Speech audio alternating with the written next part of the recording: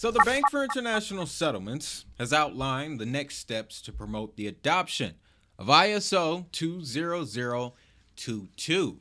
Oh, this is a hot buzzword. I've been seeing a lot more content about this ISO stuff in recent weeks.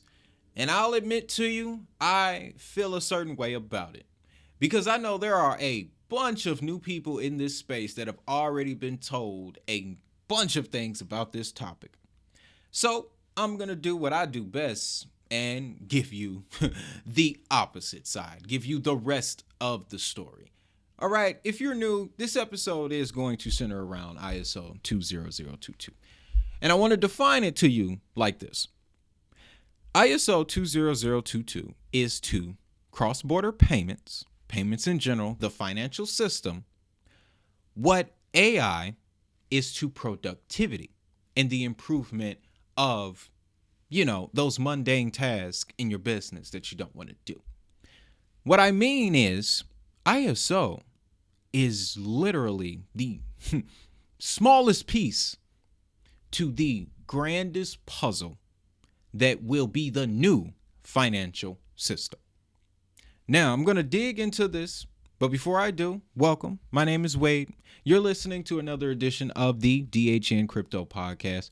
I've been in the space since 2019, and I've researched over 1,000 digital assets. And although I've narrowed my focus a bit, the main reason I sit here in front of this camera is to share information like this with you. All I ask in return, you hit that like button. But please, this time, we need to do it for crypto, all of blockchain, because that is who will be affected by this. So let's dive into the meat of this, guys. Bank for International Settlements announcing next steps in the harmonization of ISO. So starting here, the CPMI, which is the BIS Committee on Payment and Market Infrastructures, said in a press release on January 7th that they will maintain the harmonized ISO data requirements at least through the end of 2027. So what does this mean? These harmonized ISO 20022 data requirements, these were put in writing 5 years ago, ladies and gentlemen. OG listeners of the channel, you may remember when we covered the Agenda 2021, 2022, and 2023. As a matter of fact, my very last live stream, yes, I used to go live, was centered around this subject, where we broke down what is called the G20 roadmap to enhance cross-border payments. Again, that is the G20 roadmap to enhance cross-border payments. Whenever you hear me trip out about global stablecoin arrangements, that's exactly where I got it from. Global stablecoin arrangements is step 19. Okay?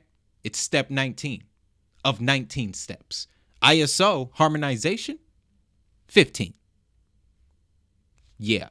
So let me just finish this off here, because I also want to remind you of this. The ISO messaging standard, set for adoption in March by Federal Reserve banks, has emerged as a potentially transformative standard for improving data richness and fostering interoperability. So I'm going to pull this up here, because this is, at its simplest form, what is changing and what has already been changing since 2013. Currently, everyone uses SwiftMT. This is the messaging format that sits under every transaction, every financial transaction. So if you ever made an online purchase, you go and use your debit card, you go to check your transactions, and there's some codes associated with the transaction, that information, that's under SwiftMT in most cases. If you're doing high value stuff, large value transactions, it'll look a bit different, but the structure of it will be the same.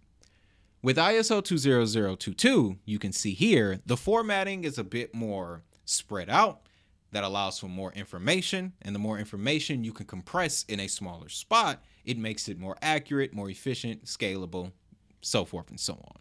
This is what is projected to be the main component to enhancing cross-border payments that the G20 wants to do. What's so interesting about this, and it kills me that whenever someone makes a piece of content about ISO, Yeah, they lean into the ISO tokens, but you never lean into the ISO countries, which are, if not, just as, if not more important. Because you see, Japan went live 2015. China went live 2015. India went live in 2030. If you want to find this map, ISO adoption map 2020. There you go. Let me see. Switzerland, 2016. Switzerland, didn't they just put forth the paperwork to Bitcoin Reserve, right? Yeah. Point that I'm making here is when you look at this map, you immediately start to draw connections between where we hear the most about DLT adoption. This is where we hear the most in these countries. You'll notice in gold, kind of yellow, the countries that have future plans to harmonize. Australia looks to do it by no later than 2024. I remember hearing a lot about Australia at the end of December. I'd have to double check and see what they've been up to, but there's a nugget, there's an Easter egg you can crack open for yourself. South Africa would be another one. Canada looks like 2022 is when they began. They haven't concluded testing, but Lynx is the payment system that you want to look at. Russia started their processes in 2023. Europe, Eurozone, started in 2021. They, if I'm not mistaken, completed it last year. And then the United States, that's the big one, right? Their process began in 2022. A lot of people said that it had already been finished. No, the process began in 2022. Everyone in the United States, the banks, thought it would only take 12 months. That is why when we got to March of 2023, we got the news it was going to be pushed back to 2025. So be prepared for that these banks in the United States cannot be ready to improve their systems with this new format, right? We'll get to some challenges for ISO in a second. But once the US and the EU, once they're officially tapped in, then the rest of these countries have to follow suit.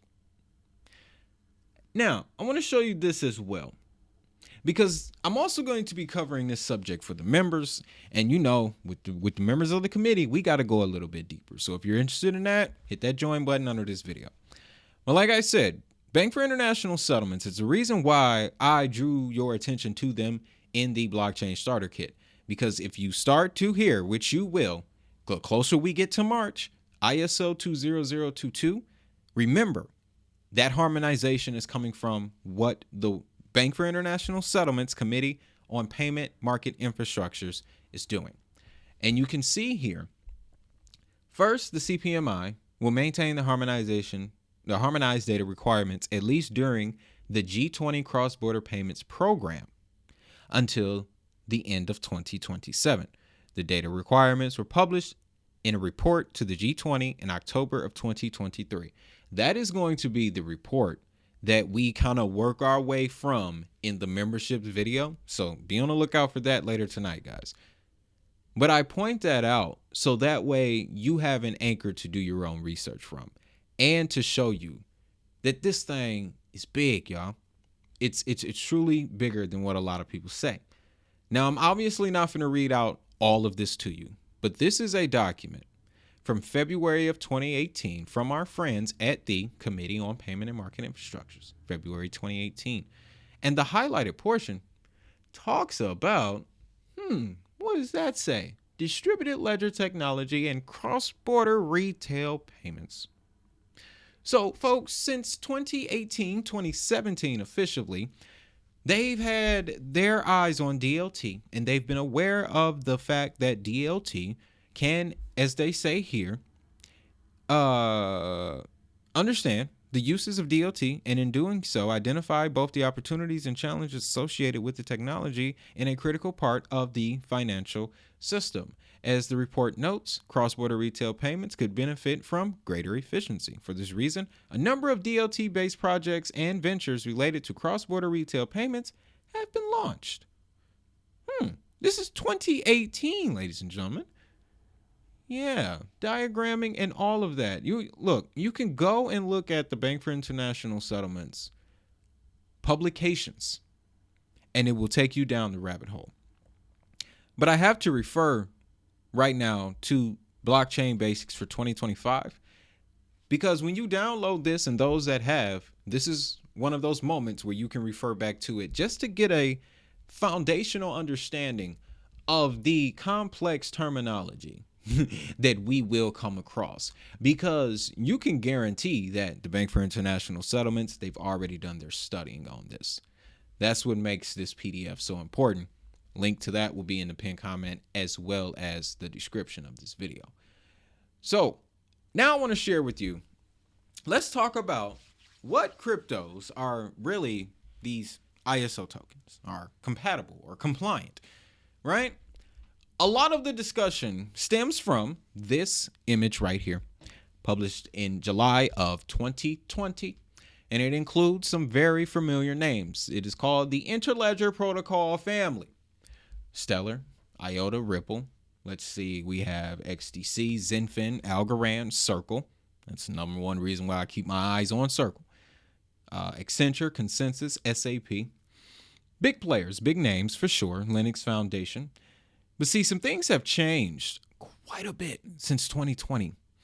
For one, well, the Hyperledger fabric is now belong to the Linux Foundation. The Linux Foundation is now called the Linux Foundation Decentralized Trust, and one of the premier members is Daryl. So there's a family member missing from this photo, right? R3, to my knowledge, is under some financial issues. Corda, the proprietary technology, is being auctioned off. Not cause for alarm here. R3 is still a company, but they are in need of some help right now. XDC, fork of Quorum, JP Morgan, which changed their situation to Connexus or Kinesis, if I'm not mistaken. IBM, Stellar, that's still solid. Accenture has gotten so far away from the blockchain space, it makes no sense. But however, they did do a lot of research back around this time. And then there's another entity that's not in this family photo. You have SAP, but you don't have one of their biggest allies in the form of the Quant network. So, and then you have this situation here. Speaking of XDC, right?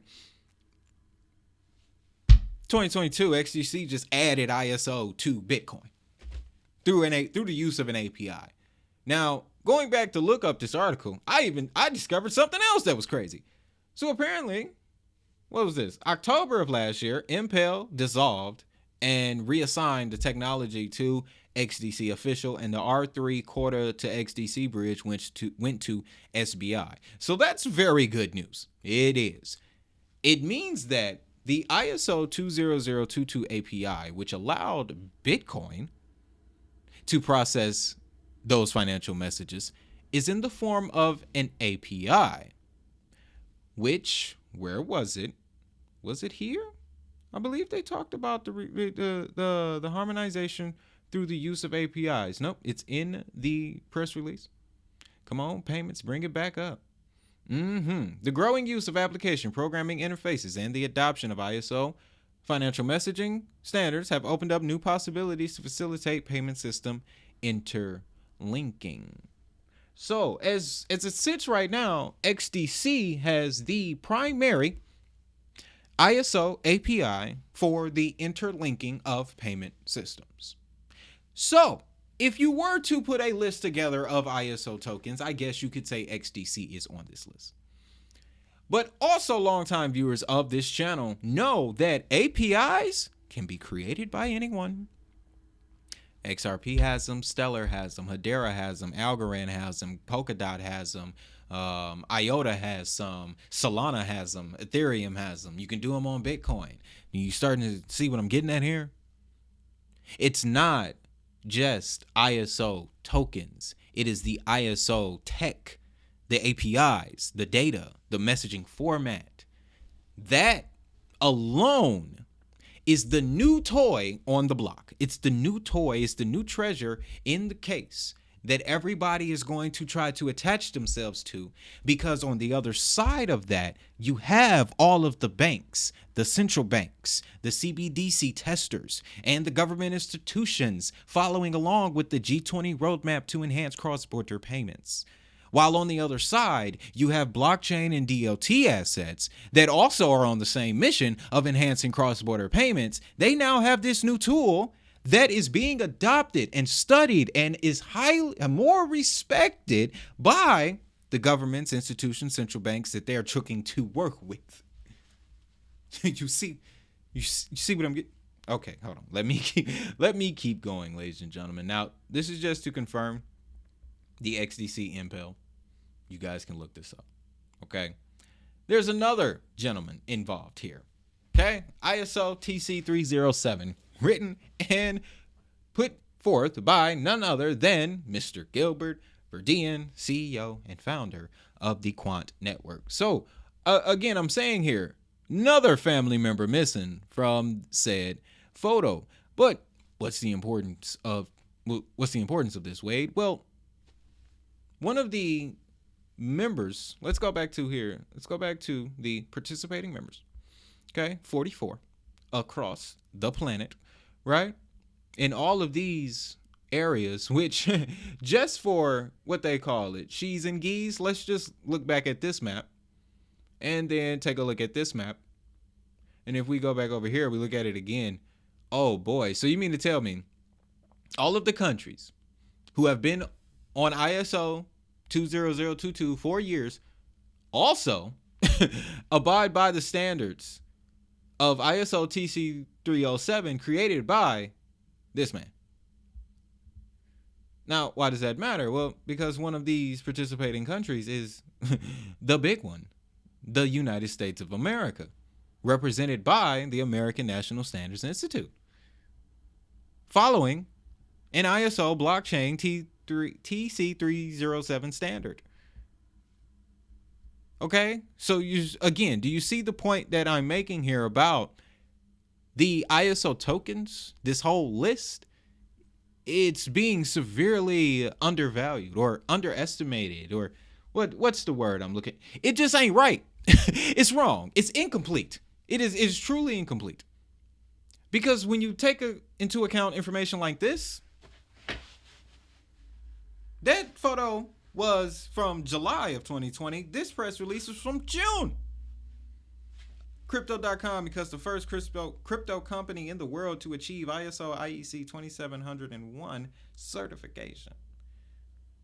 So this is when you'll learn that there are more than just ISO 20022 standards. The ISO is an international standards organization that represents everybody in the world.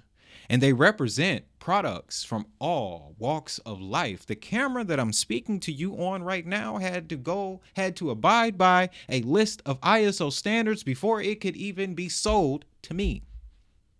Goes for the phone in your hand right now, or whatever device you're watching this on. So, again, when I tell you this ISO token list, okay, it's a lot bigger than what people are letting on. And then there's this here. And shout out to Crypto Airy for keeping this clip, because whenever we talk about ISO 20022, my brain automatically reverts back to this conversation. This is Stacey Warden, current CEO of the Algorand Foundation. Let's go over to the family photo, one of the, core protocols in the family. And I love her reaction to this. Okay, check this out. But I also want you to notice body language. Pay attention to her body language. Been evolving over the years, and the European and American central banks have signaled that November of this year being the go-live date for the new standard ISO 20022, 2022, in which Algo is one of the 5 cryptos reported to be compliant with this new standard. How will this change affect Algorand, if at all? Yeah, the most important words in that question are reported to, because we don't know where that came from. Honestly, that is my honest answer for that.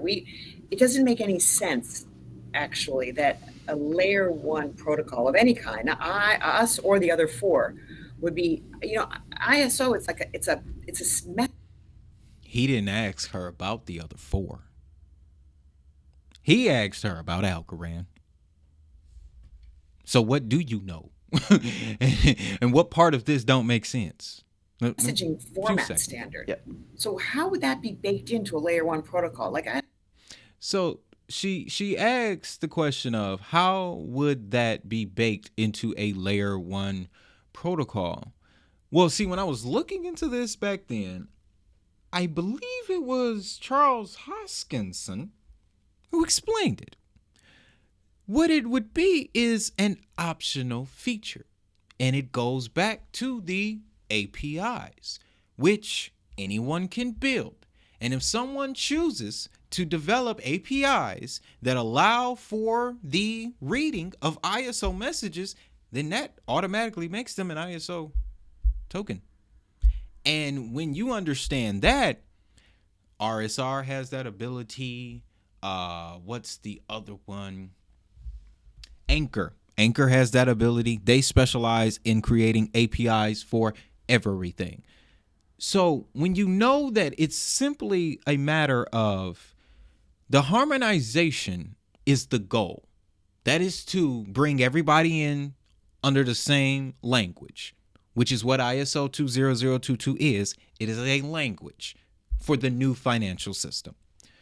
The assets that can read that language, well, yeah, of course, fare better in the new financial system than the counterparts that can't. But the same thing can be said for the traditional financial institutions who do not fall under that new language. And there is a lot of them, which would explain the deadlines, especially here in the United States, constantly getting pushed back. Something about this new syntax is difficult to implement, which we're going to find out about in a few seconds. Because I found this here. So, one, this is a report published on my birthday in 2022. On interlinking payment systems and the role of application programming interfaces. There you go. Download it. It's 53 pages. You ain't got to read it all at once. We may go through it in the membership section, but this is from the Bank for International Settlements. And what do you think they talk about all through it? ISO. ISO 20022 as being the key component to making this happen. So, if anything, you should look at ISO as the layer that brings the traditional world of finance to blockchain. It is the bridge. It is the single language that can both communicate to the traditional financial world and to the Web3 space because of the formatting. It's because it all goes down to the formatting. Because there is more flexibility in this data set, it opens the door for improved systems and interoperability through the interlinking of banking parties. Now, I want to share this with you really quick. I'm looking at my clock here. What we don't have on this 2020 map is the Middle East being highlighted. Africa, lots of Africa, right? Well, so, top of 2023, guess who joined the party? The United Arab Emirates. Top of 2024, excuse me.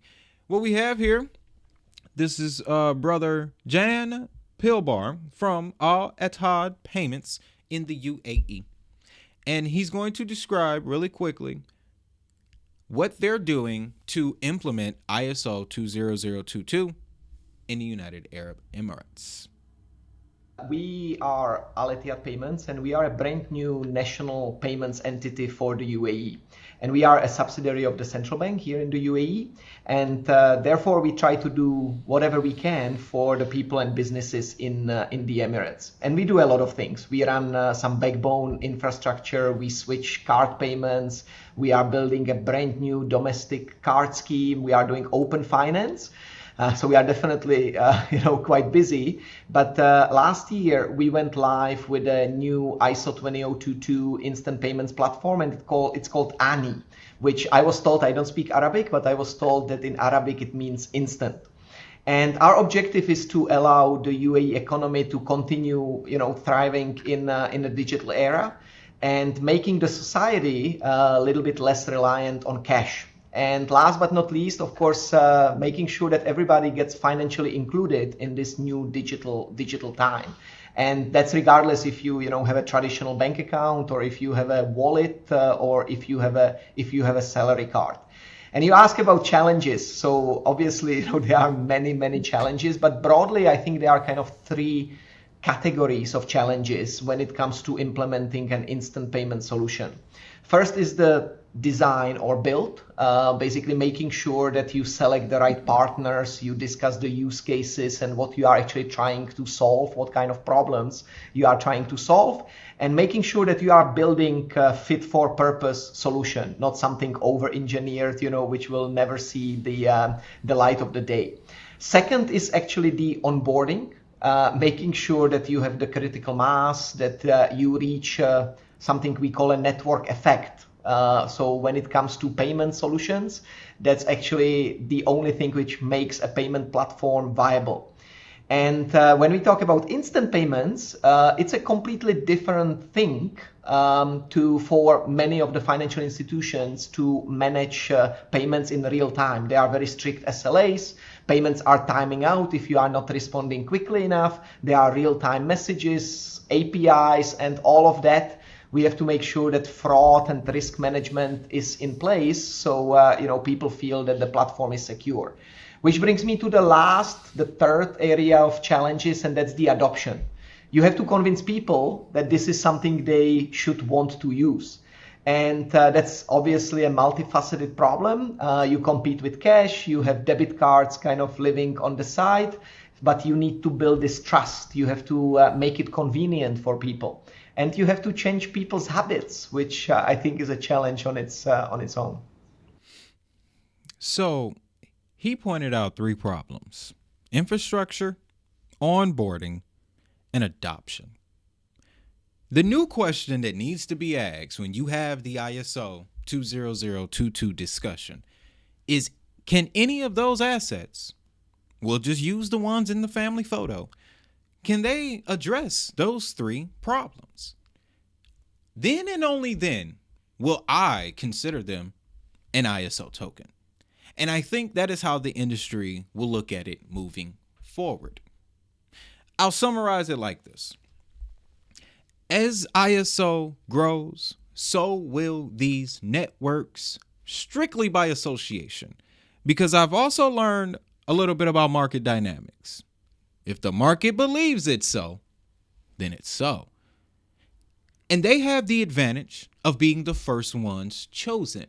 So as the ISO narrative grows, so will those networks. But the question must be asked: can future ISO and current ISO tokens solve for the infrastructure, onboarding, and adoption issues that this gentleman just highlighted to us? I'm going to leave you with that. Guys, because this was a deep one. Again, download your blockchain starter kit for 2025. As you can see, this stuff is crucial. It's spreading quickly. You need to be equipped with the proper information, and that's what I'm going to do. So with that, y'all know what time it is. If that money is digital, so is the hustle.